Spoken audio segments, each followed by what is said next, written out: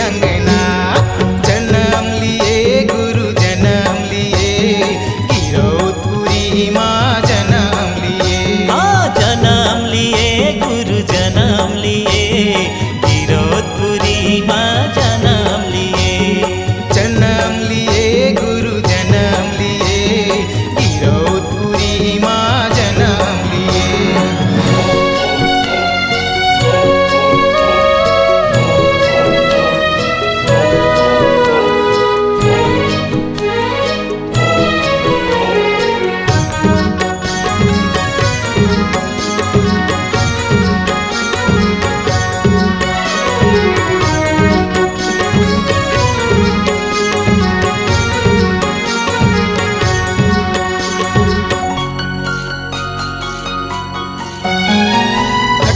दिसंबर दिन सोमवारे, घासीदास जी लिए अवतारे।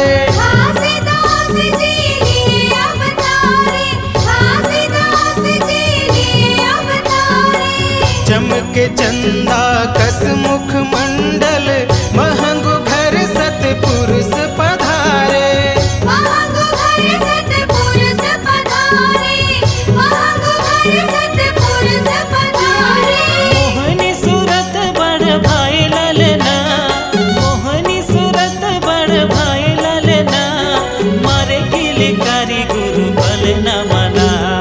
जन्म लिए गुरु जन्म लिए, गिरौदपुरी माँ जन्म लिए। जन्म लिए गुरु जन्म लिए, गिरौदपुरी माँ जन्म लिए।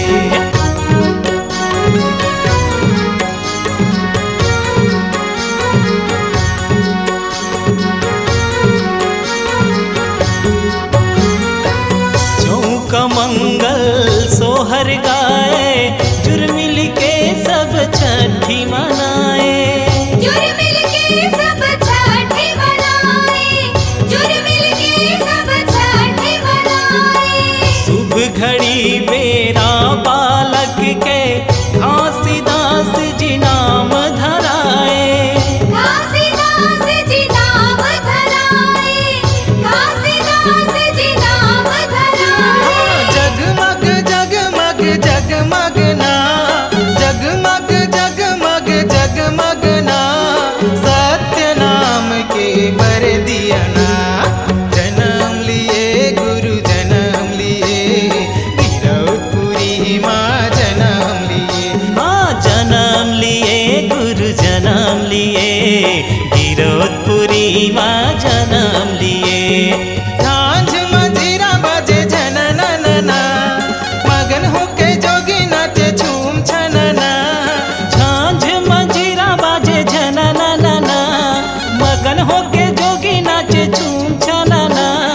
सच हो गए अमरो दिन के सपना, बाजत बधाई मांगू के अंगना।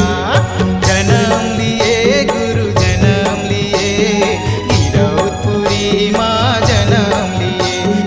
जन्म लिए गुरु जन्म लिए, गिरौदपुरी माँ जन्म लिए। जन्म लिए गुरु जन्म लिए, गिरौदपुरी माँ जन्म लिए। जन्म लिए गुरु जन्म लिए, गिरौदपुरी माँ जन्म लिए।